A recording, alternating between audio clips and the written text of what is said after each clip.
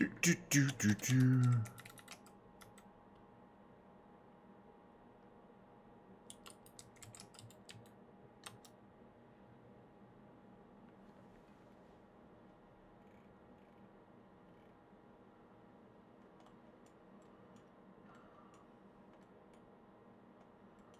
All right. Sorry. How's everyone going? Long extended silence on the stream today. Why not? How's everyone doing? It's Sunday. Starting a little late. I had a visitor earlier. She just left. So yeah, strapping on my guitar for no particularly good reason because we're gonna play Microsoft Flight Simulator, and then we're gonna play the piano. But you know, hey, stream's just getting started. No hurry. Got the whole afternoon.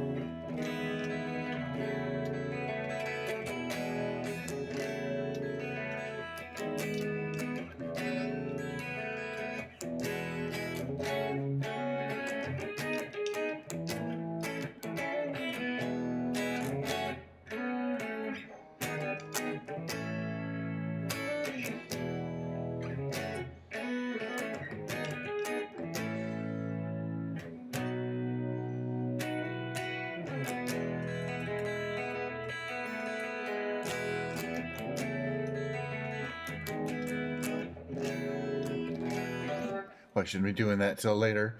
So, where is the destination of the day? We were following Dan Clancy around yesterday in a very stalkerish manner. Dan Clancy, DJ Clancy, CEO of Twitch. He is taking the train through Europe on his way to Rotterdam for the TwitchCon convention there in Europe, which is in about 10 days. Today he is in Montpellier, and so shall we. Be flying around Montpellier in France. Other than that, there is no plan. Plan one is to find out where Montpellier is. Okay, it's right around there. It's right around the curve, the corner here.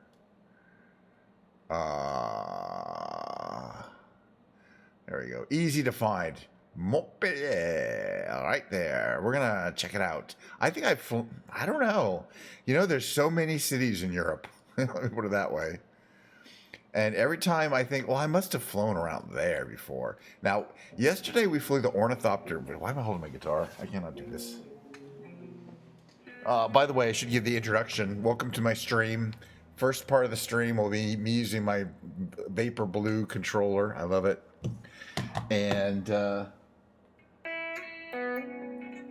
the fluid of the day is blackberry boobly. It's clear, but it is flavored and fizzy. Why not Diet Coke? I don't know.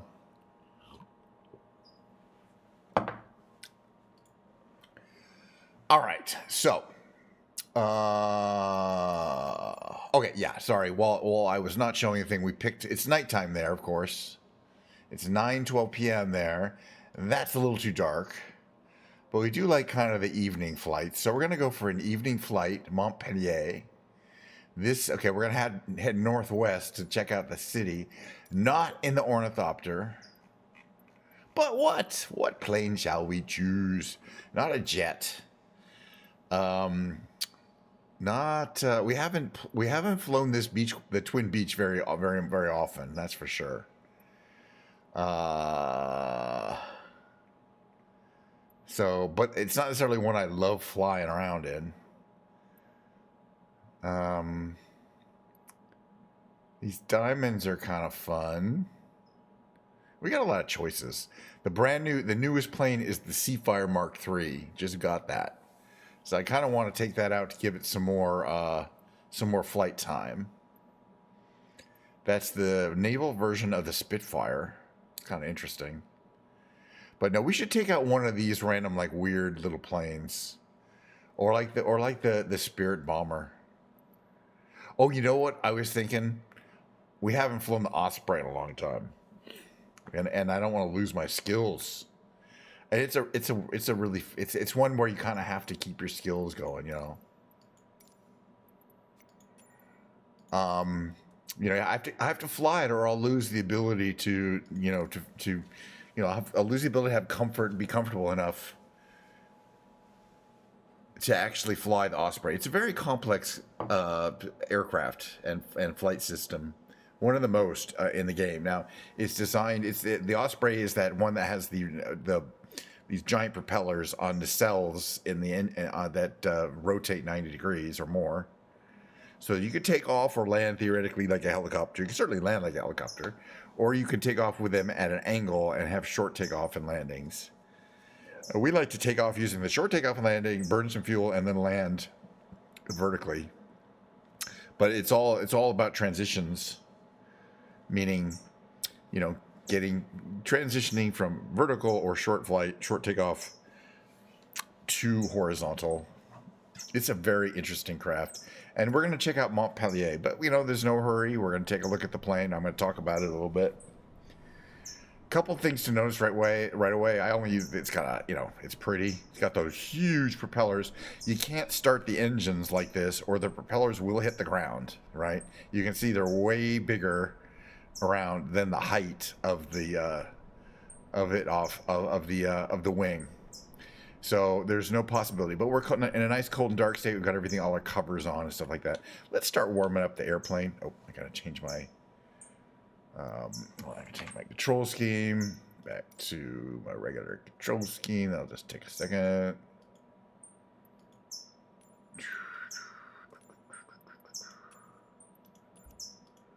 All right, perfecto. There's what it looks like. Very good. All right, let's start warming things up. Step 1, battery on. Step 2, fire up your APU. The APU is going to provide the power needed to actually start the engines and the electrical systems in the craft, which we'll need to start getting going, the electronic systems. So we have 5 MFDs. They each have an individual on-off switch.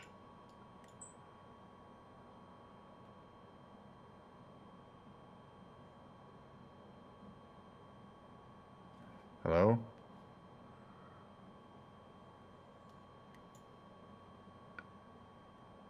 MFD mode. Day. Man, something weird going on there. Night. Day. Okay, up. Got it. All right. Just getting a little finicky there. All right. Meanwhile, what's happening here is, right, so the APU is on and it is powered up by our hydraulic system, which is important because we need to rotate our nacelles up. This is them. I'm using a foot control to control the, you can hear the hydraulic motors. Oh, no, somebody's flying over me. That wasn't the hydraulic motors. Who's flying over me? Who's there? Oh, there you go. Hi, how you doing? My regular co-flyer. Today we're flying the, as you can see, we're flying the Osprey, and you probably don't have it. It is an expensive add-on plane.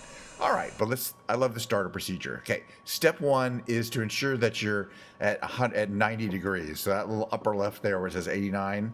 Okay, 91 is no too much. Let's get it exactly 90 degrees. Come on, I can do this. 90 degrees. Can I? There we go. All right. Now that we have our rotors in a vertical position, we can start the main engines. Let's do that.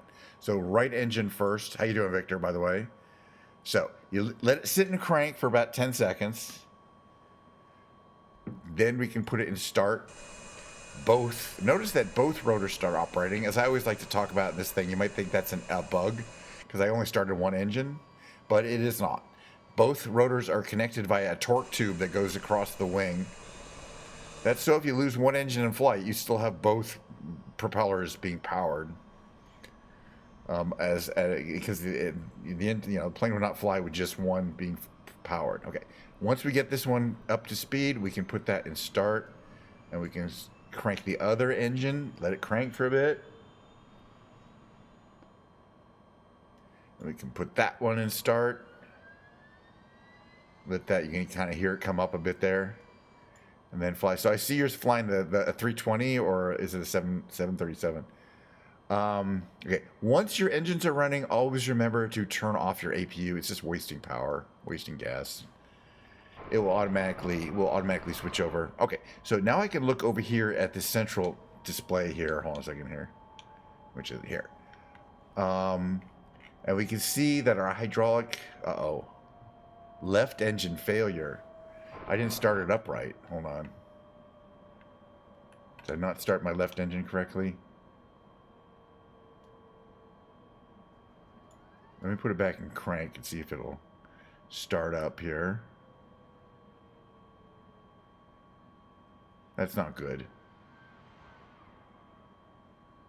What are you in? The A20 is an Airbus 320, I assume, right? Okay. Now, hopefully, I can get this to go into start. But I'm not 100% sure. We might have borked that engine.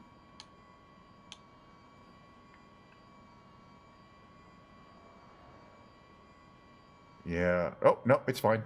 There it comes. You just take a little bit more time to start. Right? Still good. Okay, now the left hydraulic system is coming into pressure. We have no warnings except for parking brake. We are coming up. Okay, this is a little loud. Let me adjust the volume here. It's a loud plane, but that's a little better, I think. It's nice and quiet from the inside. All right. All our systems are running. We're going to investigate the area as known as Montpellier, because I don't think I've ever flown around it. It's northwest. We'll request a north takeoff, but it's northwest of this airport. That's all I know about it. With uniform request taxi for takeoff north departure. We'll go ahead and just use short.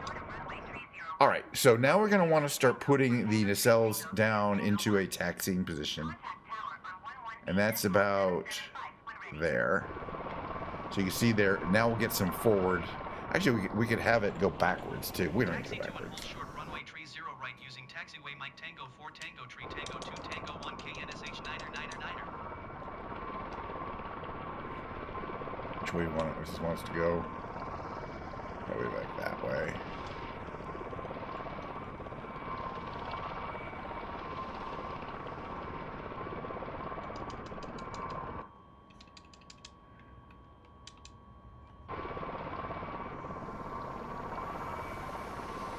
R. Hello. That's a low flight right there. Yeah, it's fun to fly those things crazy.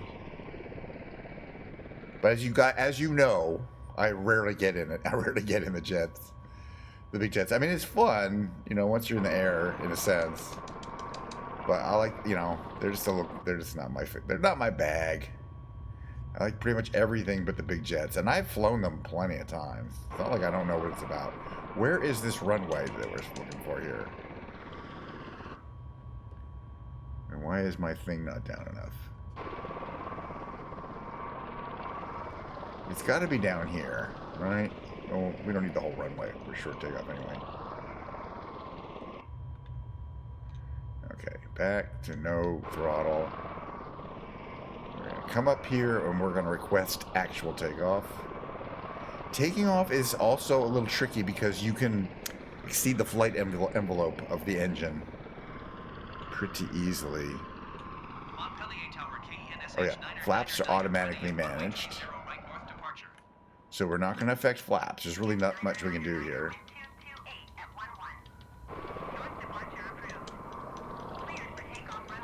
30R would really be the other direction, but it's fine. Cleared for takeoff runway tree 0 right catch 9er.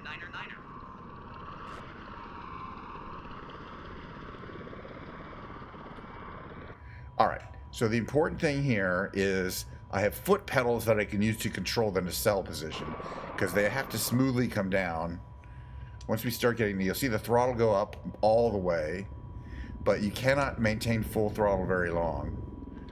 You got to start backing off the throttle and getting the nacelles down. Oh. You can see us bursting off there. Okay, gear up. Back off the throttle a little more. Get the nacelles down. I'm using my foot pedals to lower the nacelles. But not too much or you'll exceed the flight envelope. Well, now we're about there. Reduce engines even further. And then we can slowly lower our nacelles all the way. And we're going to want to head northwest. Montpellier Tower KNSH 9er, continue for north departure.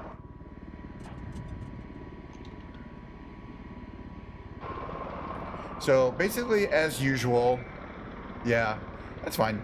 I don't know. Yeah, Jet would, this plane, well, probably your turboprop, probably the TBM would keep up with this plane nicely. But this plane can do things that other planes can't do. Okay, so this is the Montpellier airport. You can see it's right on the Mediterranean. The city itself is a little bit inland.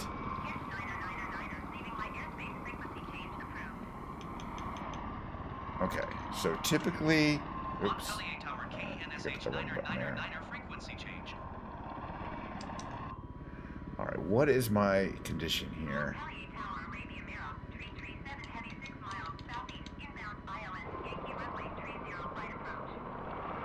All right. So I'm looking at the map. Yeah, we'll be flying around here for a while. So let's see, based on that kind of geography there.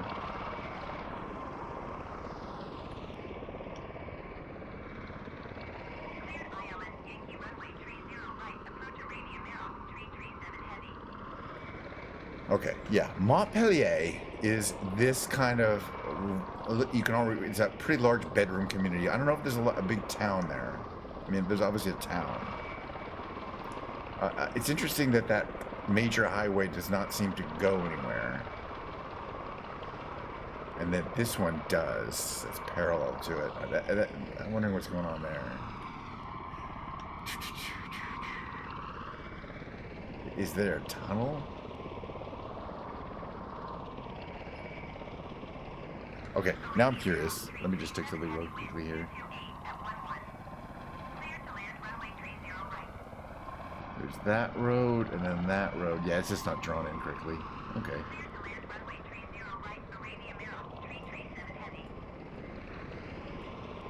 I don't know what that's about. Here. So, it's pretty big, but on the right side of this road. What we're looking at is Montpellier. Montpellier, I don't know, it's in France. And currently, the CEO of Twitch, Dan Clancy, is kind of doing a whistle-stop tour where he travels, by train, each day to a new place. And he meets with streamers that are local to the area. And he's a very fitness-oriented guy, so he does a lot of sports stuff. This kind of looks like an interesting area here.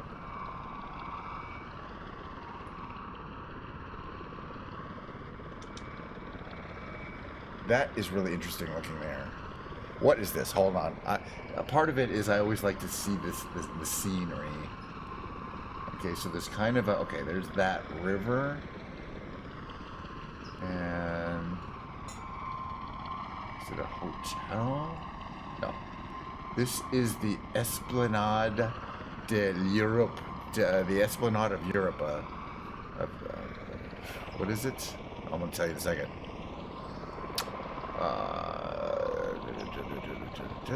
Contemporary themed place in Montpellier is somewhere you can enjoy strolling, grab coffee in a cafe. It's very picturesque.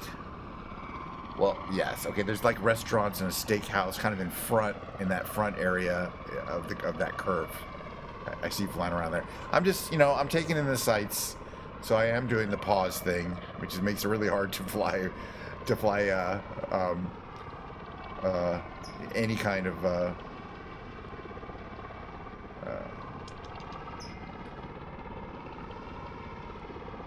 this is pretty cool. Any kind of formation flying is what I was meaning to say there, but yeah, the TBM is probably the best plane for general formation flying with this kind of plane. Generally, the cruising and general speeds are between 170 and 195 knots. Lower than that, it tends to kind of not perform too well. And higher than that, it's just above its normal cruise speed. It will go faster than that, but it likes to go around 200. Am I flat, by the way? No, I'm not flat yet. I mean, I'm not in perfectly horizontal flight. There's a little bit of a disconnect there. There we go. There we go. Now we can get the engines down a little bit too, I think. There we go. All right. So it's big. Oh god, there's some other really cool looking buildings there. That's with like those like, you know, triangle, tri-spoke. I wonder what is like Montpellier, like if it's known for something in France, or if it's just a city in France near the Mediterranean. Is this a castle? I gotta find it. I think this is a castle here, and okay. We've got all sorts of stuff to see here. There's an observation tower or radio tower.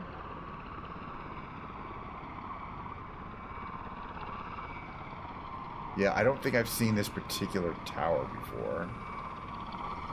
And then over here, I thought I saw a castle, maybe? Way up there. Oh, this isn't good.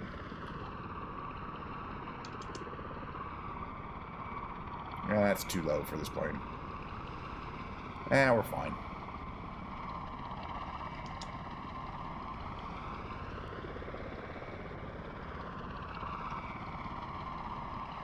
I am trying to not actually crash the plane, but, you know, if it does, it does.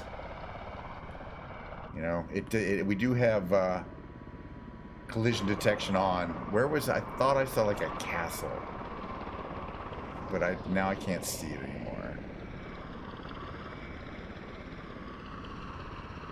You're gonna have to come around again.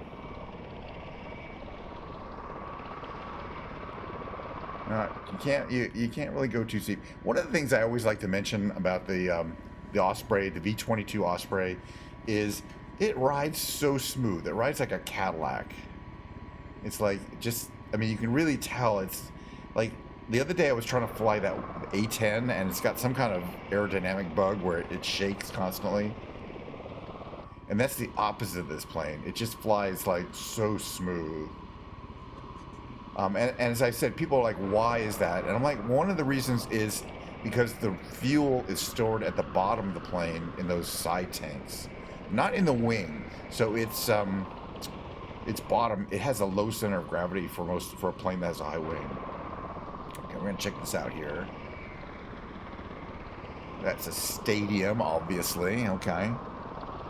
It's an interesting design, though. It's kind of got that kind of flair there. I like it. Pretty. Okay.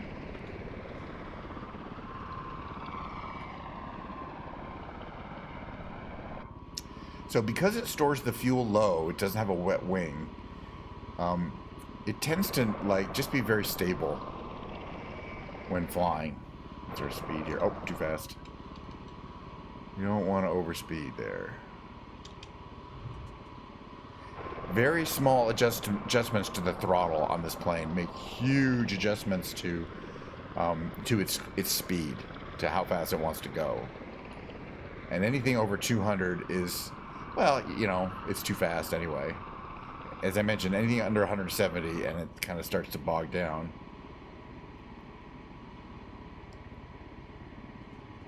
I want to check out the coast and go a little bit further south. There's more to Montpellier to the south, I think.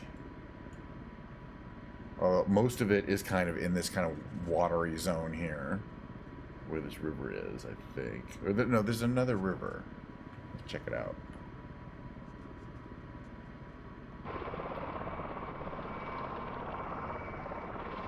That looks cool. Or that perfectly circular lagoon. Artificial. And there's this perfectly square lagoon. Kind of cool. With boats in it. I like it. It's the discovery, you know? As I mentioned, my goal is to kind of pretty much fly over all the major cities of Europe, and there's quite a few. And in many different kinds of planes. That looks like kind of like a shopping mall there, maybe. Very nice. Very, very European with those roundabouts.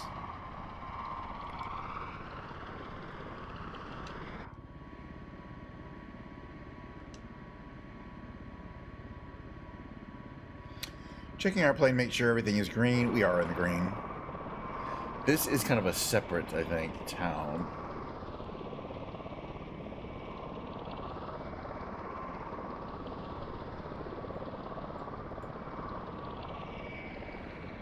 Maybe not.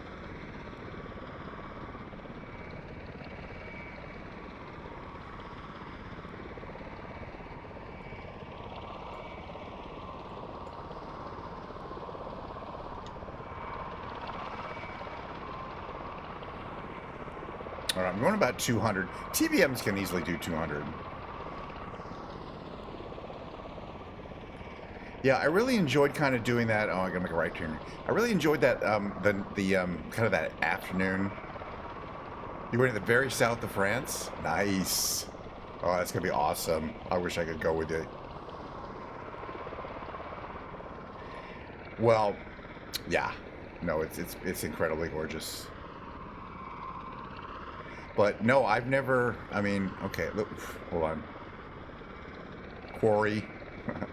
I have, you know, I've certainly never thought I should fly over to Montpellier. Again, the reason why is I'm basically stalking the CEO of Twitch, who's on a whistle stop tour. I mean, he's got a Euro pass, I assume.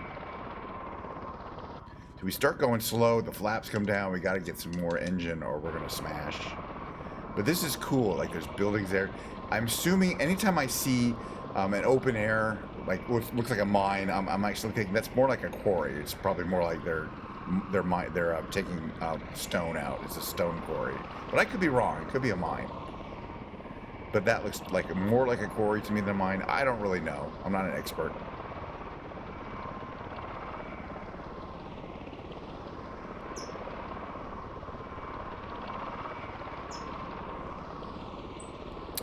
Yeah, the only place I'm going this year is San Diego, California in September. It'll be my third U.S. TwitchCon in a row. Okay, and then we start going too fast. Like we're all going 230. It's a little hard to manage speed. And part of it is because of the automatic flaps. Okay, what do we got here? And also, it's hard to tell where you are. Like, I have to read that 80%. Okay, we got a little Fermata here. That 80% value to tell me that my throttle is 80%. Well, does that mean you're at 80% of the throttle range? No. Throttle starts at 60 and goes to 104.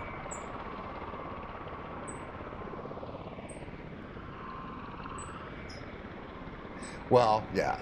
San Diego, for me, San Diego is a 6.5-hour drive. If I'm efficient. Okay, we're back on these kind of cool areas here. I just love this kind of thing though. I'm sorry, but that's my jam right there. Like really, you know, kind of what would you call it? Ambitious architecture. So yeah, I am going to drive from where I live in Northern California to San Diego, so I'll have my car there. That'll be nice. But it's more of just a jam, you know, to see some people, not really go to the convention.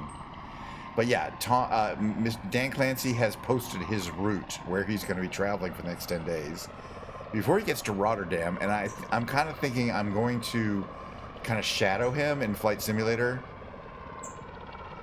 just for fun, you know, just for fun. I don't think he minds. He's been streaming. Oh yeah, you cross through 4 countries. That's the thing about Europe. Yeah, if you're driving in Europe, you're gonna cross through. You know, you're gonna cross over countries. You know, you're definitely. And in America, you're not. You're gonna drive for days and still be in America. You drive across the country. I mean, I could drive to Mexico, and I might be able to drive to Canada, but it really wouldn't be that much fun. I'd rather fly. Okay, here's a whole nother section of like houses. So we're northeast of the coast now. I'm just comparing what I'm looking at to what I've got on Google Maps here.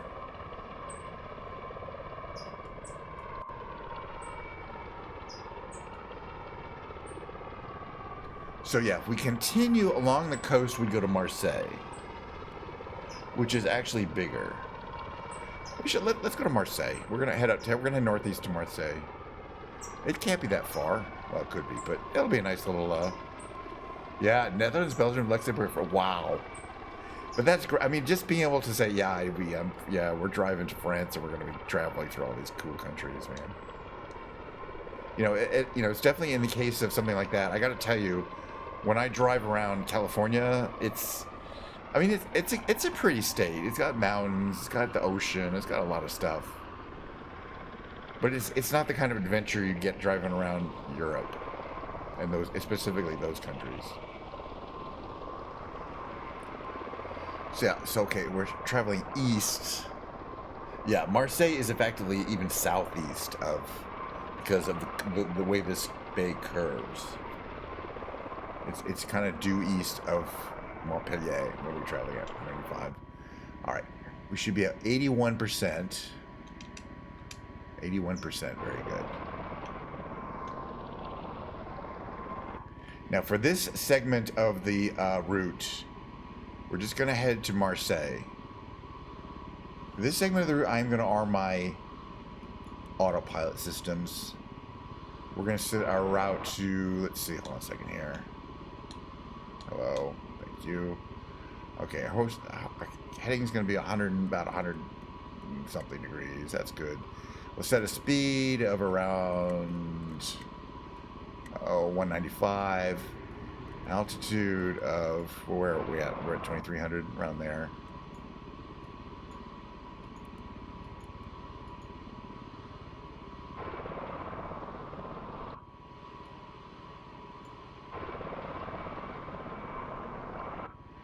And now we can hold speed. Let's go to 195. Altitude 2500 and a heading 104. Let's just see. I think that'll get us to Marseille. Let's just take a look at the map. Actually, no. I think we have to turn right.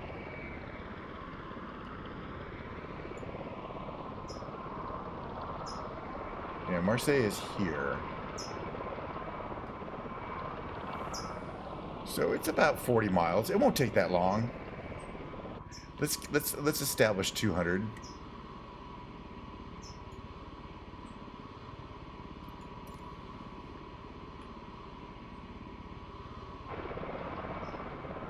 And let's see, okay, so we're traveling across there. Yeah, it's pretty much in front of us.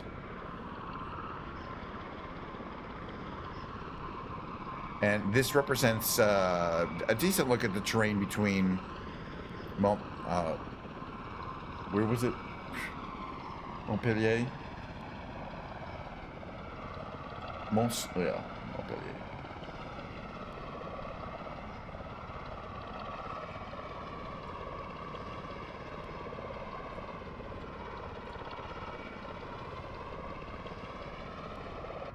And again, one of the great things is you get a real smooth ride in this plane. We see you traveling in front, transiting.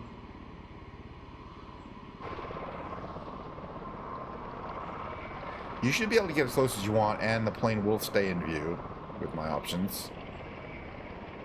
But right now, I'm on autopilot. 200 knots, 104 degrees at 2500. So if you're able to get close, knowing that my plane's on a very, very straight path.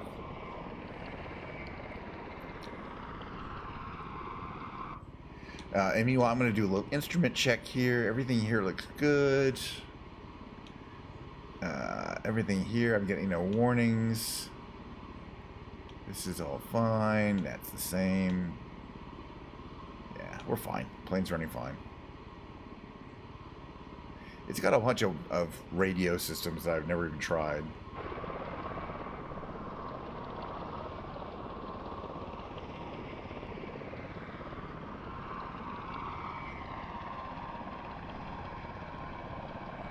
Let's see. So this is... what's this? Alain Dubur.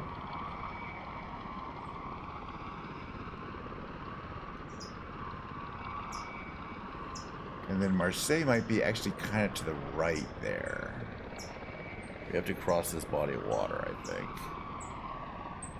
Oh no, we definitely do. Let's see, how's that looking?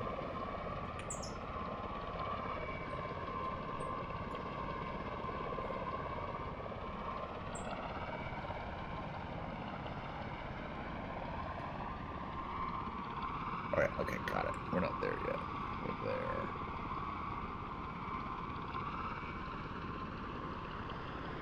Marseille is here.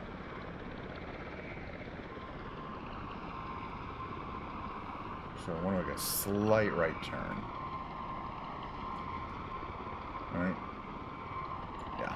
We're going to go from 104 course to about 120. 120, please. There we go. Hey, 120. Thank you. Should be about right. Might be a little too much.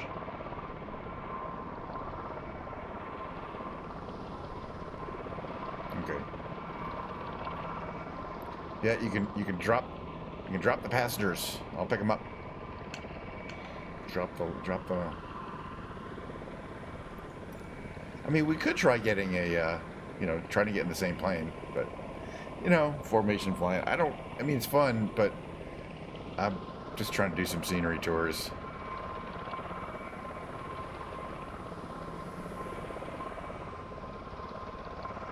And again, the exciting part of this plane by far, and the most difficult by far, is transitioning from horizontal flight, like currently, to vertical, so that we can land. Okay, is this the body of water I'm thinking of here? Where are we? I'm gonna look at my map again. Yeah, no, Marseille is ahead a ways. Got about another 5 minutes of flying. There's stuff here. There you are.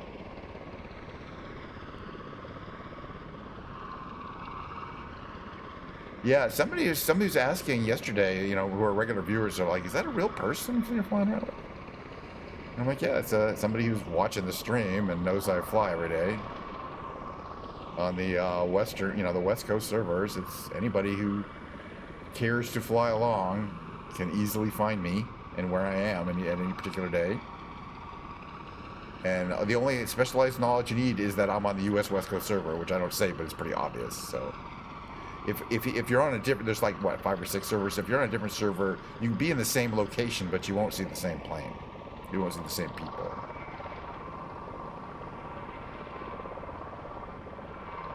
Okay, I'm just following along because I don't want to get lost. I do want to find Marseille. So I'm kind of following the map here. Okay, yeah. I think I see what this is.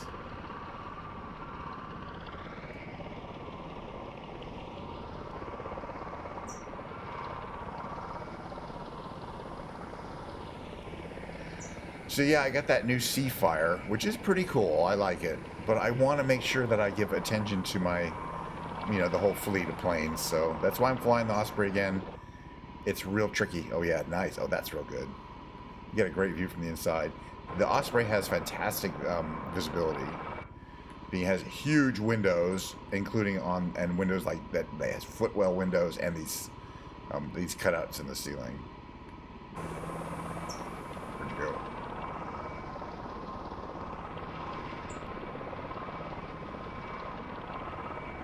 Probably when we hit Marseille, it's getting to that time where I'm going to look for a landing field. But you can kind of see we're still another 5 minutes away. I said it was 5 minutes away 5 minutes ago, so this time hopefully I'm right. We're going to get a slight left turn here. We're at 120, we're going to go to 110.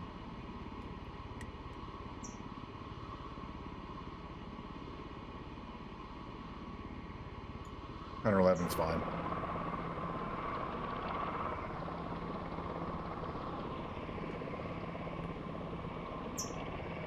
We'll make another slight left turn, but I want to hit the coast.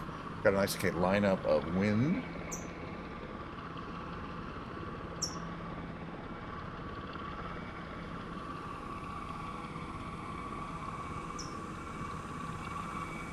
So Provence is the part of France that I believe that Marseille is kind of the regional capital of. Is that true? I don't know that much about France.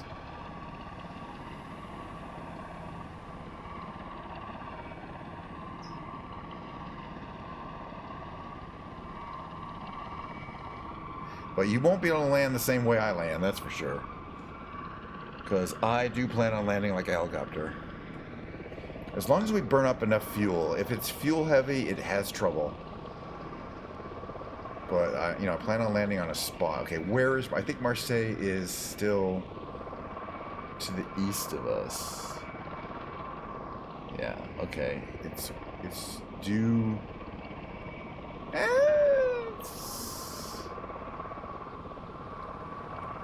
It's slightly to the left. We're going to go a left turn to 100.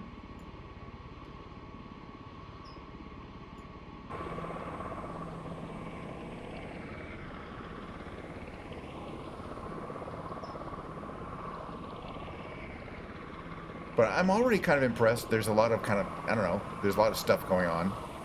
It looks like, these bays here are used for commercial. There's a very large port, active port there with a lot of cargo ships. That is probably the port of Marseille, although it's a little out of Marseille.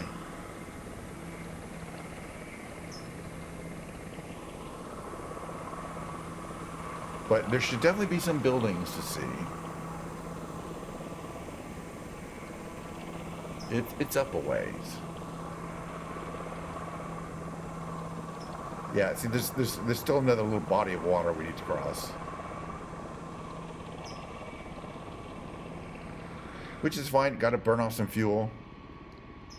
I like to do about an hour content of Microsoft Flight Simulators on Sundays.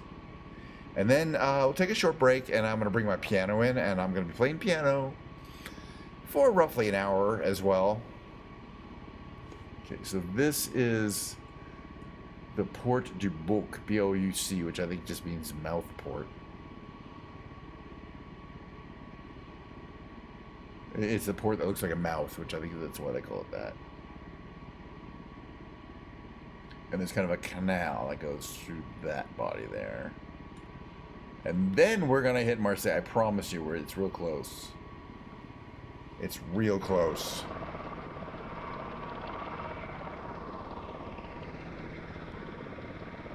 So more port activity.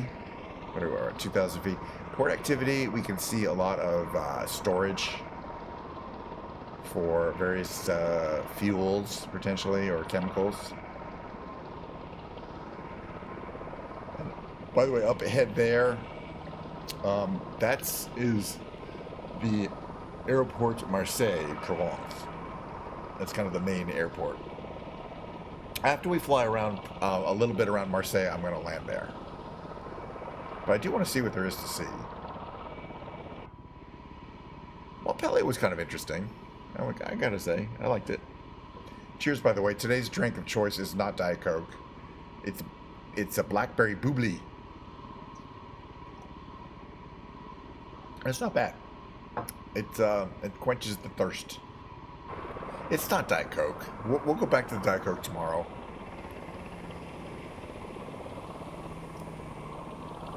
Okay, so now we're flying over this like on a peninsula thing. Perfect. Perfect. And we're going to pop out over downtown Marseille. In about 5 minutes. You can kind of see... it's actually to the right a little bit. You can kind of see, I think there's some cruise ships there. It's there. If you look in this direction here. Make a slight right turn. We're at 100. We're going to go back to 110.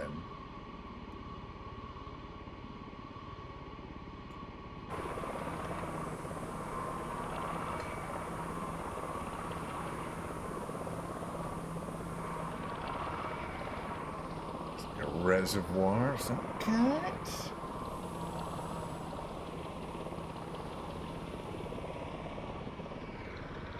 Almost looks like there's snow there, but I don't think there would be snow in this part of the world. But I don't know. This time of year, at least. It's like the sand. There's more. What I'm guessing are stone quarries, or mines of some kind, but could be a stone quarry. Could be a mine. Could be a strip mine.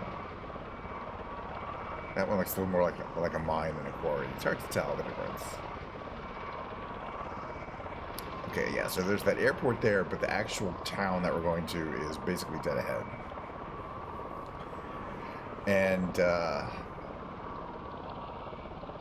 it's quite touristy. People go to Marseille, obviously, as a Mediterranean destination, major Mediterranean port and destination.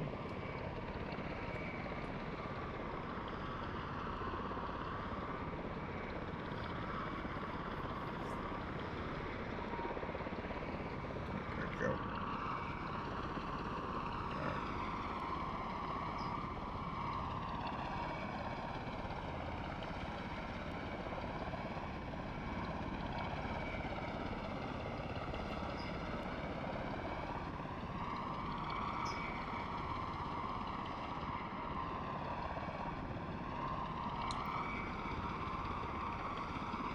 We've had quite a, there's quite a bit of, we've done some real traveling, I feel like, today.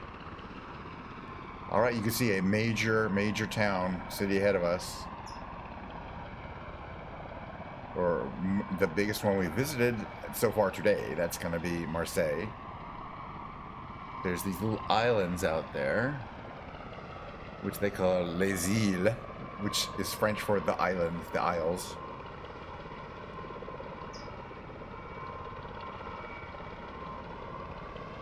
Chateau d'If is on one of these islands. I think that's that famous old castle.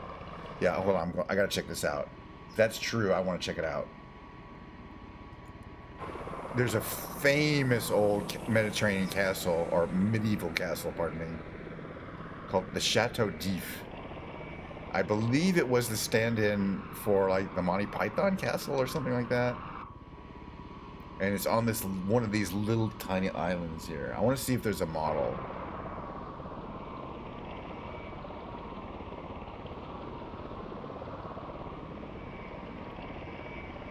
Or if it's just nothing there. It was like really like a ruins of a castle. It wasn't, and it's called Chateau d'If, which means castle d'If, castle of something. I don't know. Yeah, I guess there's something here. Yeah, that's it. That's what it looks like. Wow. Okay, check this out. It's kind of ruined, but this is the Chateau d'If. It was a medieval castle that you can visit. Pretty cool. All right, let's keep going though. I don't want to take too much time up stopped, but I do want to check out some of the major sites to see in Marseille. For example, we're gonna go to the Velodrome up here. It's a stadium. I don't necessarily think it's specifically a velodrome. And then we're gonna do our transition and landing to a vertical flight. And up there you can see is the Notre Dame de la Garde, which is you know, a cathedral on a hill.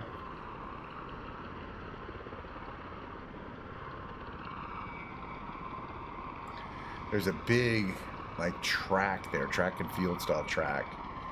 This is a velodrome, but I have a feeling, I mean, a velodrome is typically an indoor bicycle race, right? But I'm going to take a look inside. Yeah, that is as I suspected, that's a soccer field. I mean, it's football, but yeah. Maybe sometimes they have bike races in it. But I want to go up this hill here and see if we can pass, we can get close to this, this cathedral to Notre Dame de la Garde.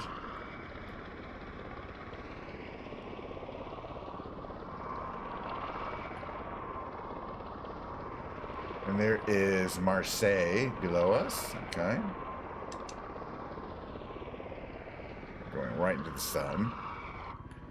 So it looks like from here. This is it. You can kind of see it from here. I might do a quick little stop here so we can kind of take a look at it. It's pretty. Little short stop here, right there. And a little further. Very nice. It's got one of those gold statues at the top. A lot of detailing. Wow. Beautiful. All right, we keep going though. And then yeah, and then this is all kind of on a hill. There's a big port for like you know, all sorts of different yachts and things.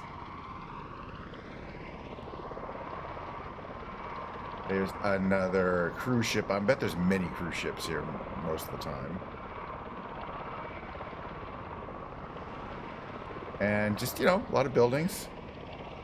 This building looks pretty modern and cool here. There's more cruise ships. That's cool. This one here.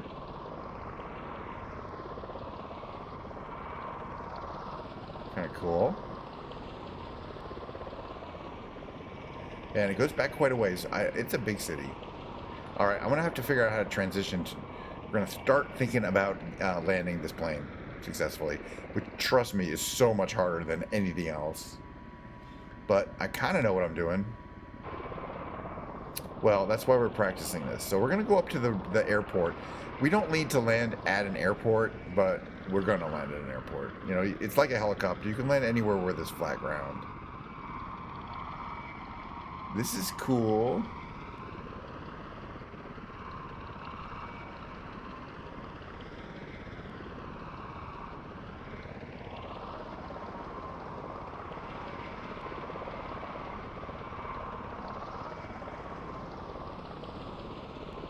That looks like a big shopping mall right there, in my personal opinion. All right, Marseilles, Provence. So the main town's kind of way down there, but they put the airport out to the north here. So it's a little travel to the airport, but that's normal. You know, it's 15 miles north or 10 miles north. And I'm on the water here. So we're following this road to the airport.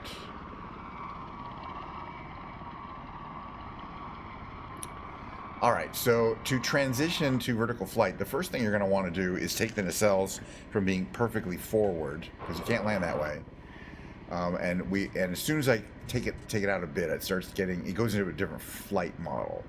So the first place is around there. That's your start of transition. So you can you're starting to use the propellers to both pull you forward and keep you up.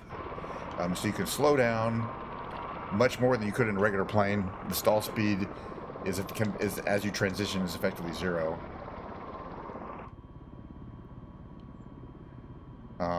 So you're just calmly, slowly approaching where you're going to want to land. Calmly. Panicking is not recommended. I mean, it's fun. I like to put the gear down pretty early because I'll almost always forget to. And this plane is funny. It will let you land, you know, softly on the bottom, but then you can't put the gear down ever again. All right, we want to start bringing up the nacelles to a more vertical position. So there's effectively a second hash mark here. That's that position. It's effectively providing about half the control to about half your power is to moving you vertically, and half of the power is to moving you forward. So now if we want to move down, we have to reduce our power. We want to go up a little bit more with the cells to about there. Okay, so now, just little changes in power. Okay, that beep, by the way, is vertical speed too high. You'll get these vortexes, these called downwash vortexes, that can completely eliminate your ability to stay in the air. So that's not good. So you want to monitor your vertical speed, make sure it doesn't get too high, too negative. But also you want to keep moving down. Meanwhile, we're going to continue to move our nacelles further towards the vertical position. Eventually, we'll have it completely vertical, and we'll be able to there we go. Sync rate. That's what they call it. But we're fine. Anything in this range is fine. I'm basically going to land right in I'm not going to land on a runway. There's no point. I'm going to land basically right in front of the terminal.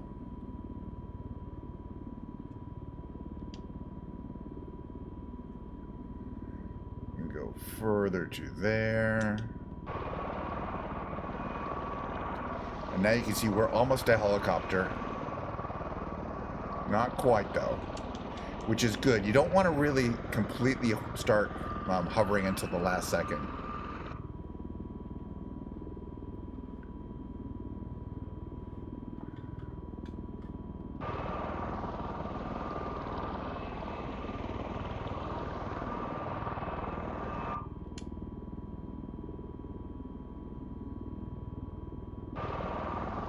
Yeah, I don't know what this looks like to somebody who doesn't have this flight model, though.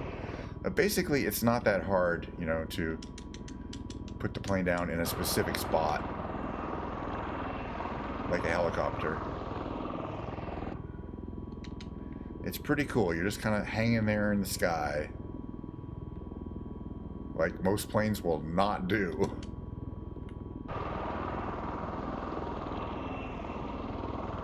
Let's put her down basically in this empty area here. Then we can always taxi where we want to go. What are we at? We're 87.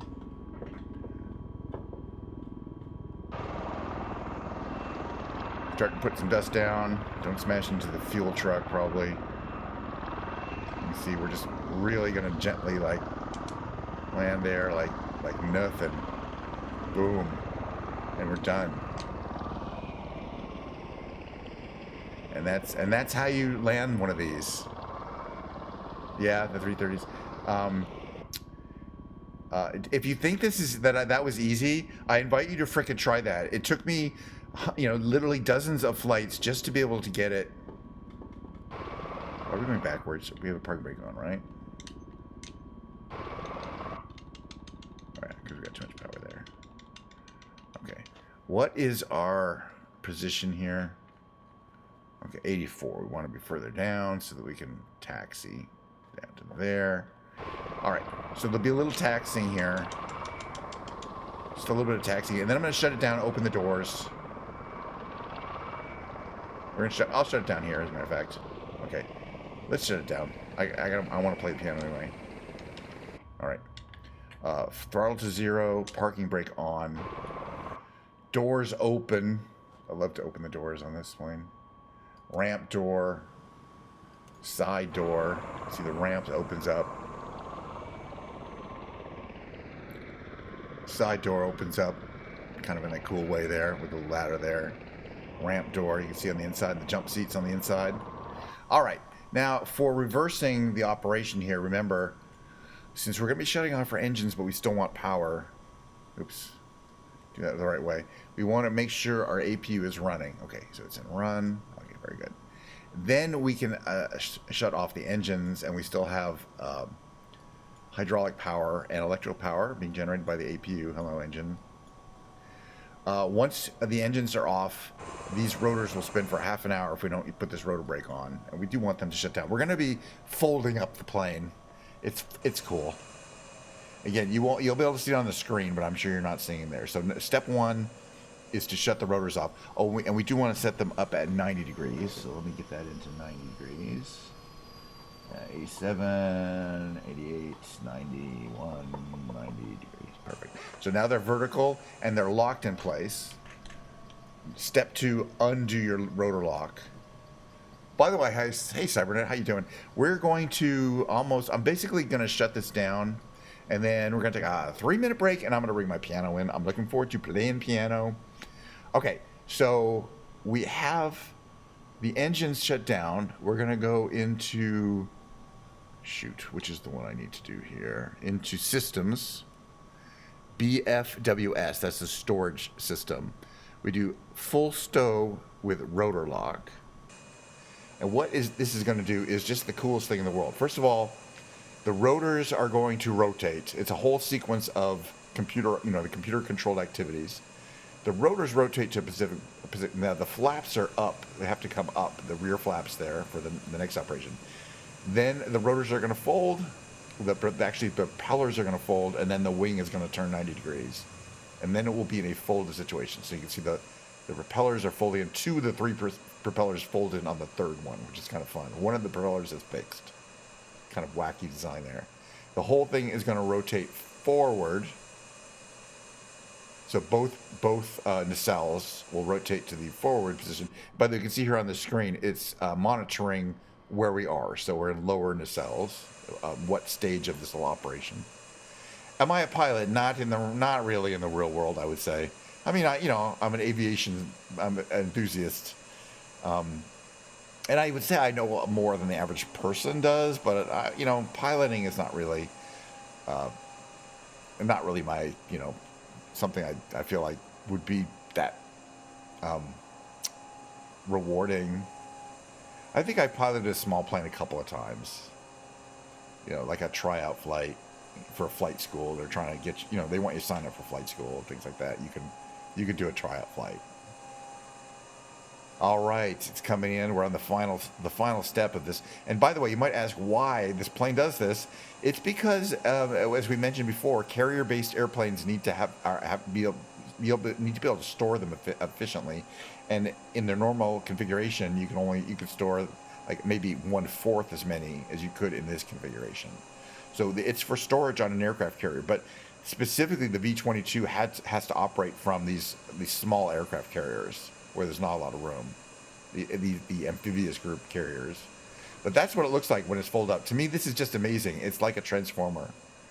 The wing is there and everything, and you can reverse the whole operation if you want. Absolutely no problem. You can start from there and undo everything. But basically what I'm going to do here is leave the doors open.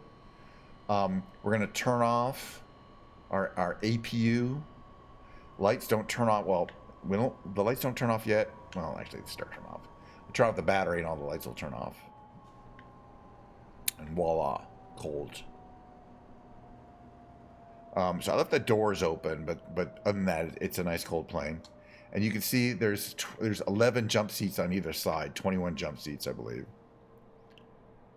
I think that's the right number. It's either 11 or 12. But the typical mission of the Osprey would not be for jumping out of the plane. Although obviously with a ramp like that, it's just you could jump out of it.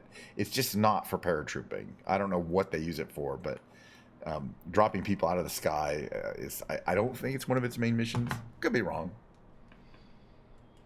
Oh, well, that was fun though. Okay, now I got to take a screenshot. So we're gonna be out here. And by the way, as I always like to say around these things, if you enjoyed today's content, and why would you? There'll be more tomorrow and every day except for Tuesday. And tomorrow's Monday. See what I'm saying? Okay, we got some nice sun and shadows there.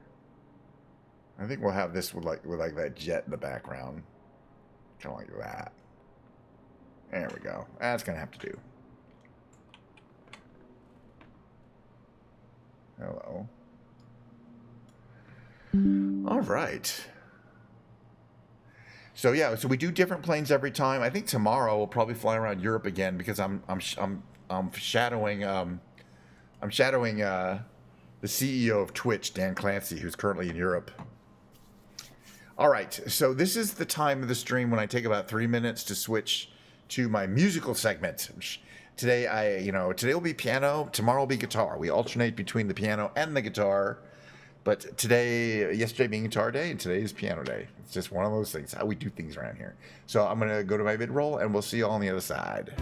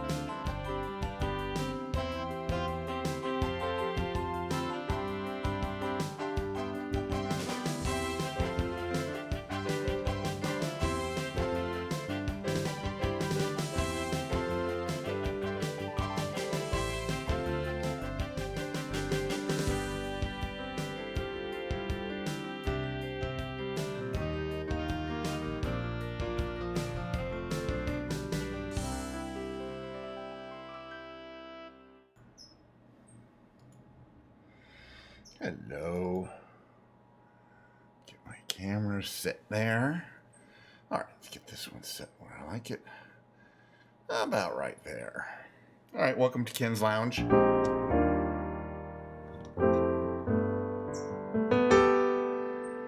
see if I can get this one right there.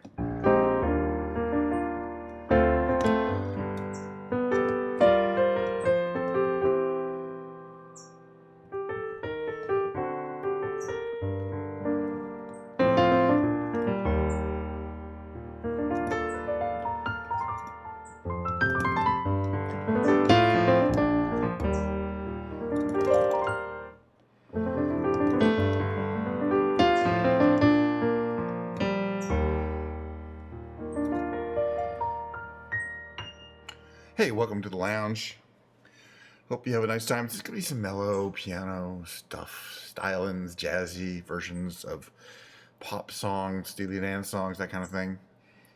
A little Elton John here and there, probably.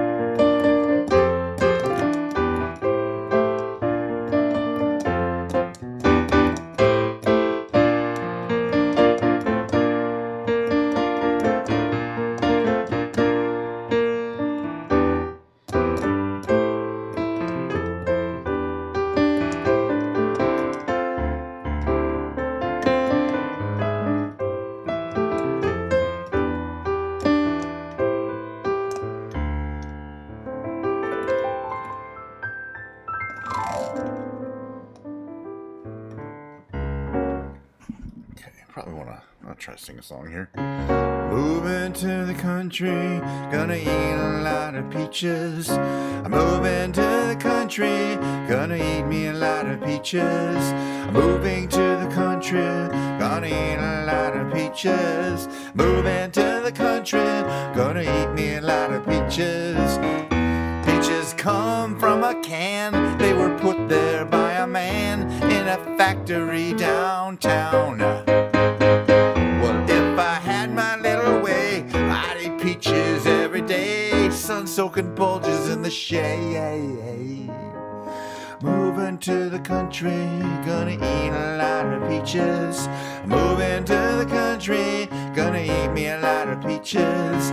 Moving to the country, gonna eat a lot of peaches. Moving to the country, gonna eat me a lot of peaches.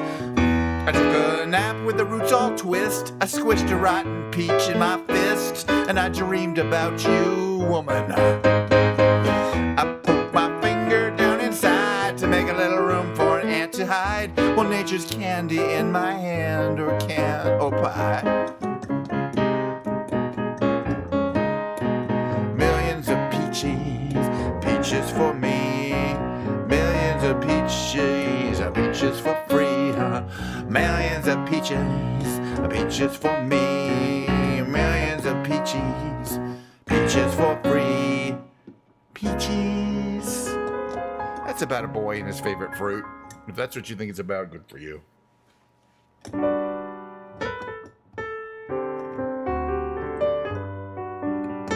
Nice to meet you too, Ricky. Enjoy the lounge.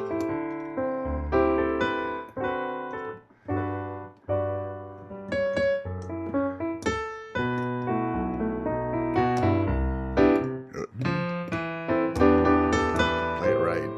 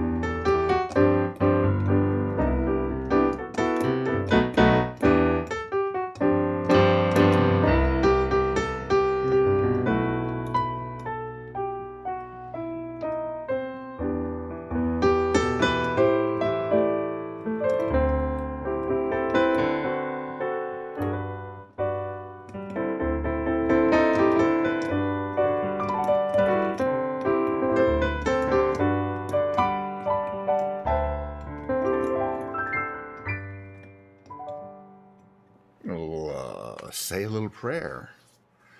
Do do do do do do do.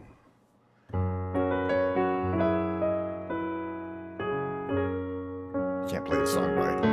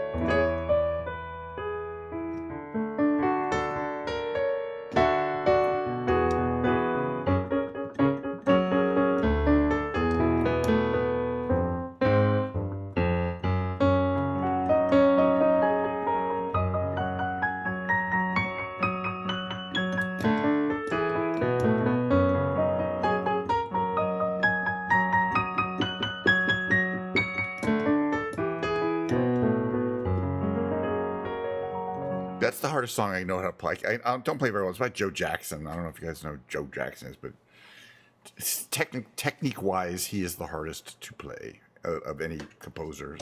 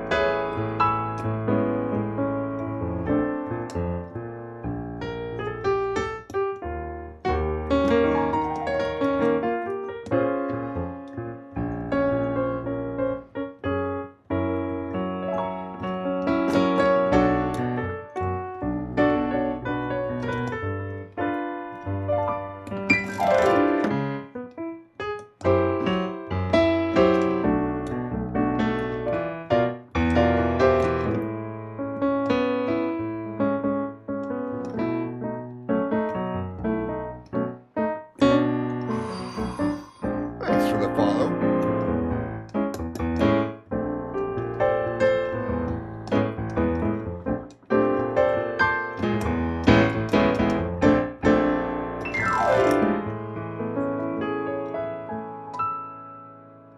It's my instrumental version. Girl from Ipanema in a key that is not normally played in, by the way. Not that people matters, but it's a Warren Zevon song. I don't know if people are familiar with Warren Zevon and his album Excitable Boy that he did many years ago. What an album. This is this lead-off song on it, by the way.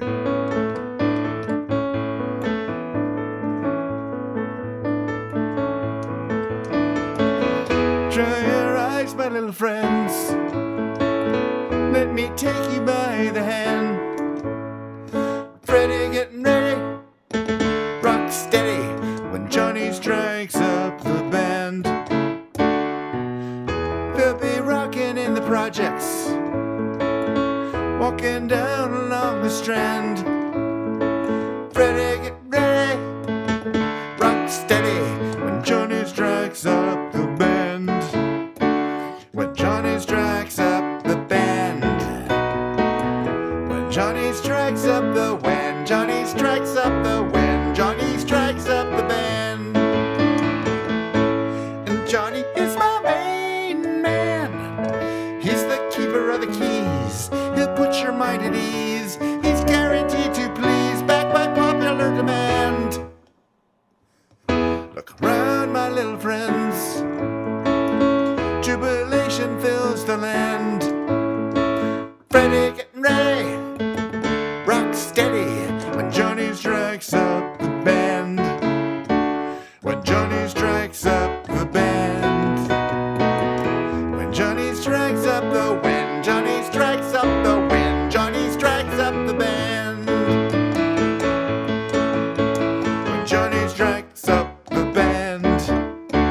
When Johnny strikes up the band. When Johnny strikes up the when Johnny strikes up the when Johnny strikes up the band.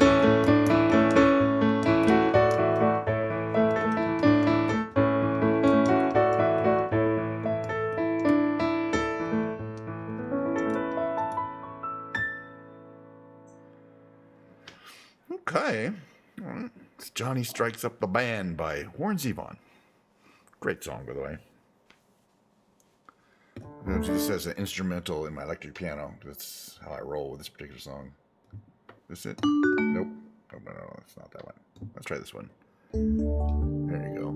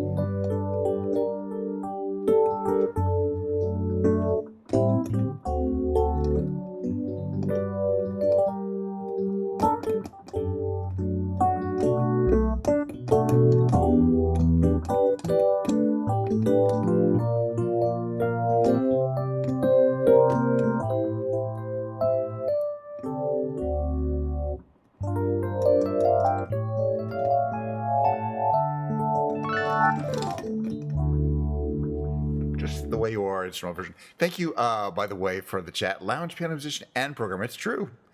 Lounge piano musician, pretend pilot, and programmer. My keyboard doesn't have a floppy drive, but it does take USB drives in case I needed to plug my. If that's true, I get your point. I get what you're saying. Yeah, I've been around a long time. Okay, yeah, it's true.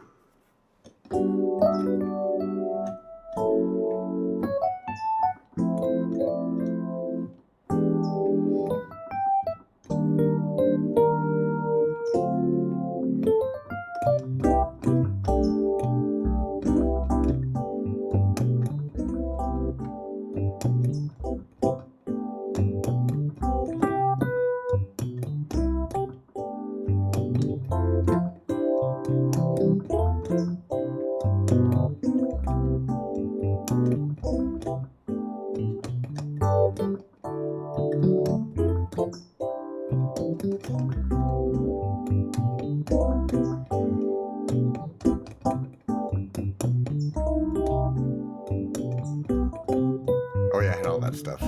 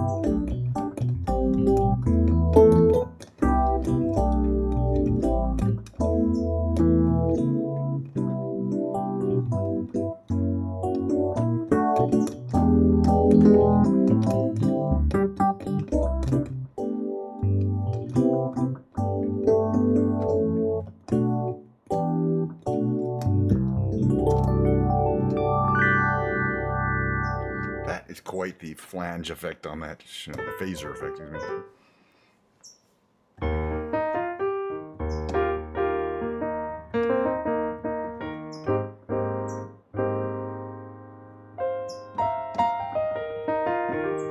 There we go.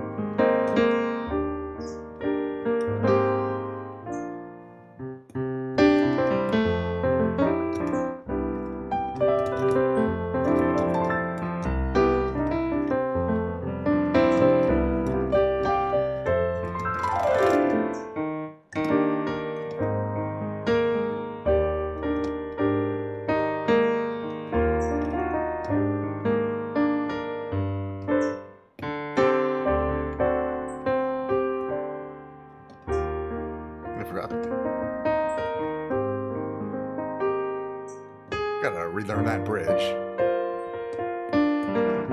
Yeah, I'll have to figure it out.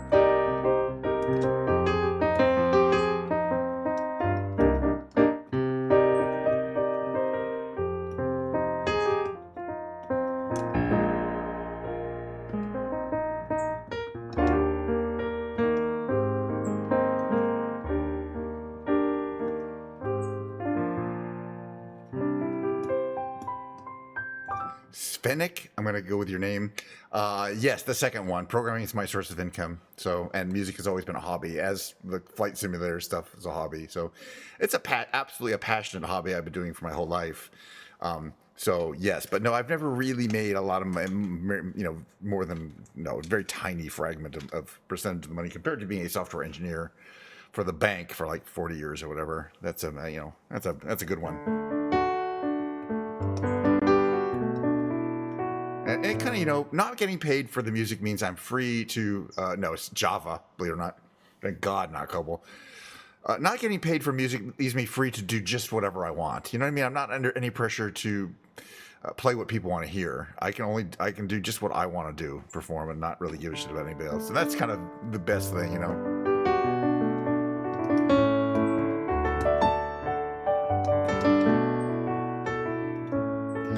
God, I feel like hell tonight. Tears of rage I cannot fight. Be the last to help you understand. Are you strong enough to be my man?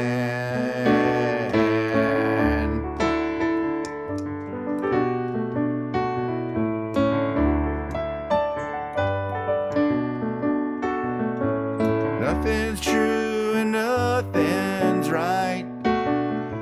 So let me be alone tonight. You can't change the way I am. Will you be man enough to be my man? Lie to me, I promise I'll believe. Lie to me, but please don't leave.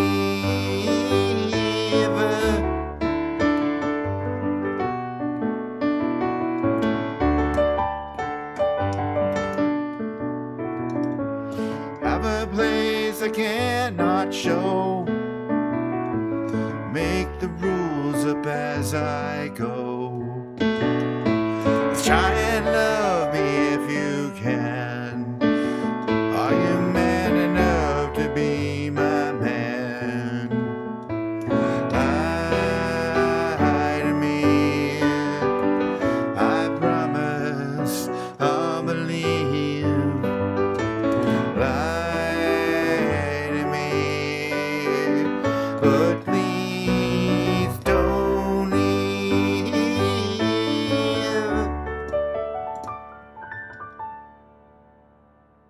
It goes like that.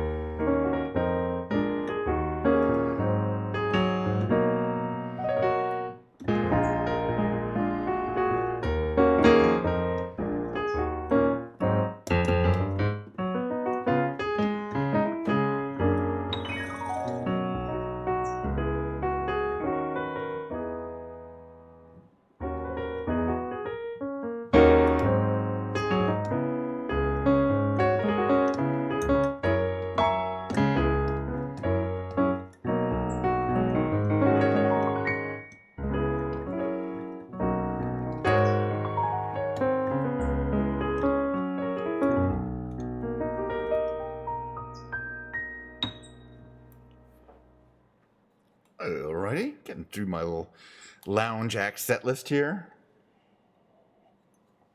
Out of curiosity, some people ask, do I have music in front of me? No, I just have the titles of the song in front of me. That's it. That's why. Otherwise, I would not know the songs that I've memorized, though. I do need to see the titles. Kind of weird. The song isn't completely memorized, but what songs are memorized is not memorized. Don't ask.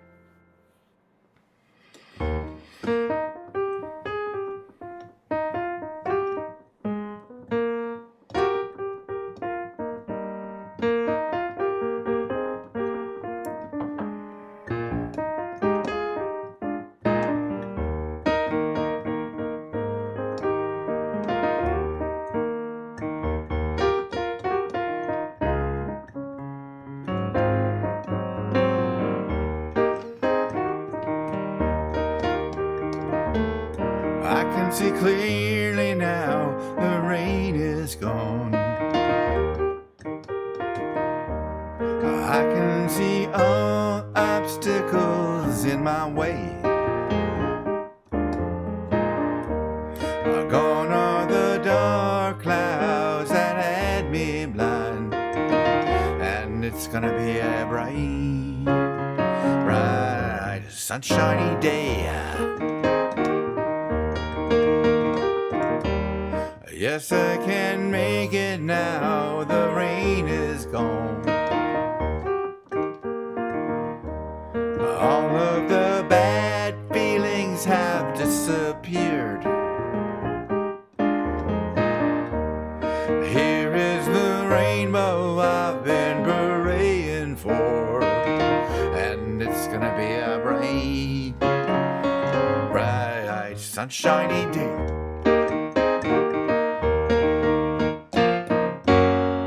Look all around, there's nothing but blue skies. Look straight ahead, there's nothing but blue sky.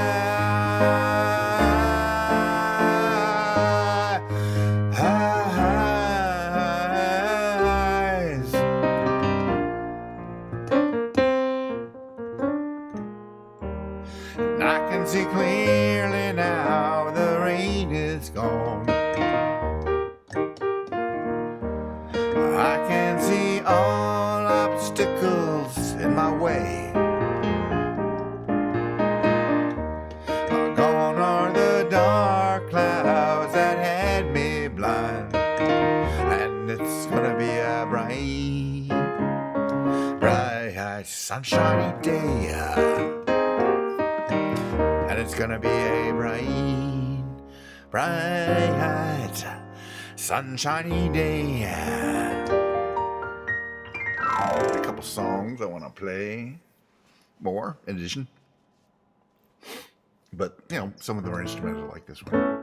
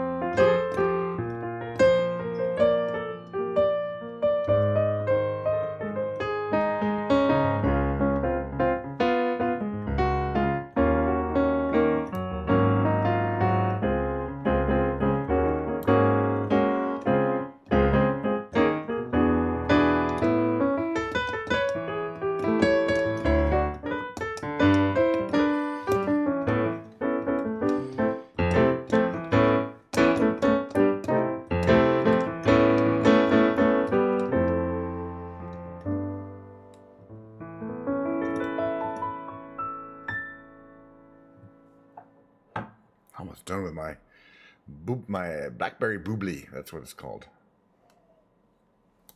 Tasty though.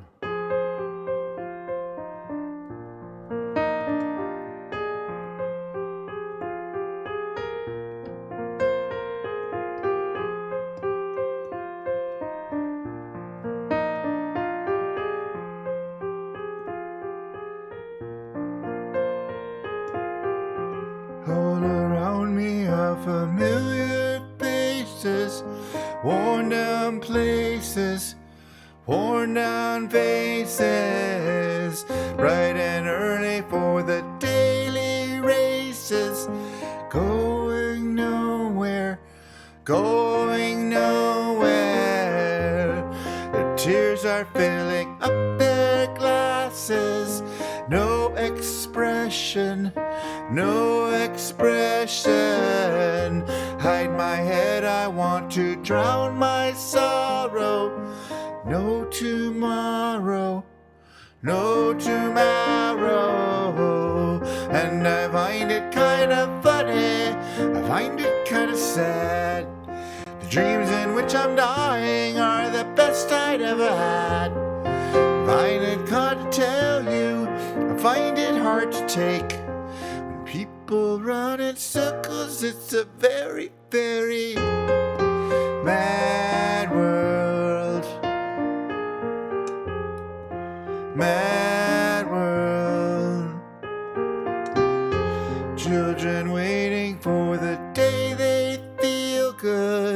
Happy birthday, happy birthday. Made to feel the way that every child should. Sit and listen, sit and listen. Went to school and I was very nervous. No one knew me, no one knew me. Hello teacher, tell me what's my lesson? Looked right through me, looked right through me. And I find it kind of funny, find it kind of sad. The dreams in which I'm dying are the best I'd ever had. Find it hard to tell you, find it hard to take. People run in circles, it's a very, very mad world. Mad world. Enlarging your world. Mad world.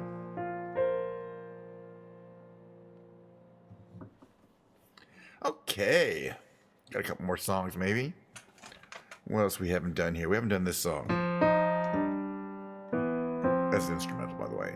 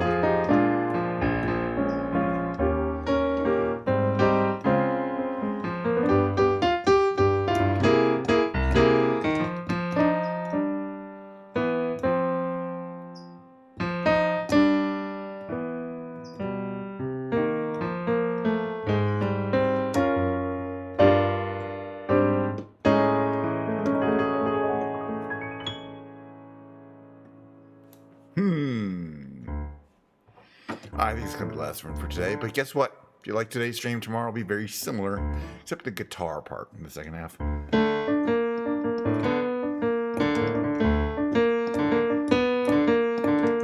There's a man who leads a life of danger. With everyone he meets, well, he stays a stranger. Oh, with every move he makes, well, another chance he takes. Odds on he won't live to see tomorrow.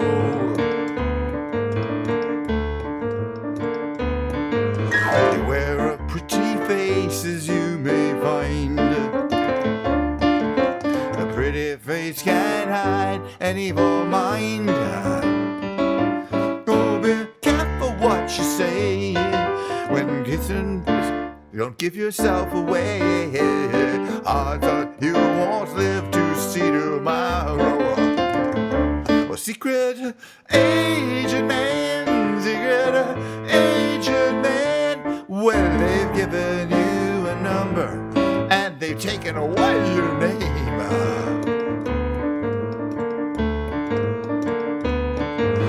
Sunning in the Riviera one day, then bleeding in a Bombay alley next day. Oh, don't let the wrong word slip when kissing persuasive lips. Odds are you won't live to see her tomorrow. Well, secret agent man, secret agent man. Well, they've given you a number and they've taken away your name. Well, look out, agent man, secret agent man. This mysterious life you choose is a deadly game.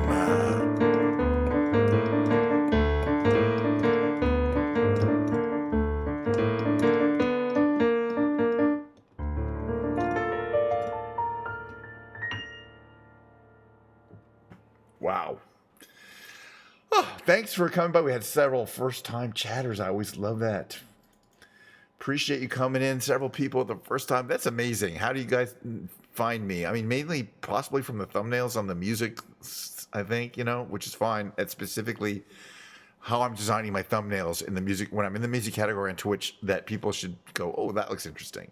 And that's kind of my strategy. Now, on YouTube, it's a very different story. Nobody comes to YouTube Live, but a lot of people watch my VODs on the YouTube. So if you're watching on the VOD on YouTube and you want to be kind of more part of it, you want to have a conversation with me, come on over to Twitch and watch the live show.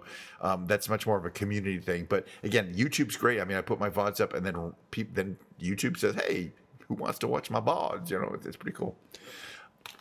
But today's, we're going to have ending the show today. And as usual, I'm going to raid Carol Burnett. And thank Carol Burnett for inspiring me so many years ago to do my own so many years later. Ooh, we got some nice legs showing in today's show. We have the incomparable Vicki Lawrence right on screen here. But not Tim Conway, Harvey Korman, or Lyle Wagner. But I'm sure they're hanging around backstage. Wow. This is a good show. You guys want to follow me over to Carol Burnett, I have a feeling. And they did stuff that we can't do anymore, like show a girl in a bikini on stage for no particular reason. In fact, that's even against Twitch. She'll be fine. So you don't get any of those people, or you don't get Carol Burnett. You certainly don't get any kind of high quality, writing. But you do get this. I'm so glad we had this time together, just to have a laugh or sing a song. Seems we just get started, and before you know it, she's smoking on screen. Comes the time we have to say so long. It's funny, in the 70s, you could smoke on TV and wear a bikini, have a sexy girl in a bikini for no particular reason. Can't do that anymore. This ain't the 70s, okay? Can't do that stuff anymore. Not legal. But if you follow me over to Carol Burnett for a few minutes, watch a show with me, you'll see what I mean. She's a Twitch partner. She's on all the time, 24 hours a day. Why not? So we're going to rate here. And then again, tomorrow, another show. It's going to be a lot like today's show, except the guitar segment. And after that, continue. Well, not Tuesday, but I'm just going to keep doing it. Just keep doing it. You can't stop me. Try.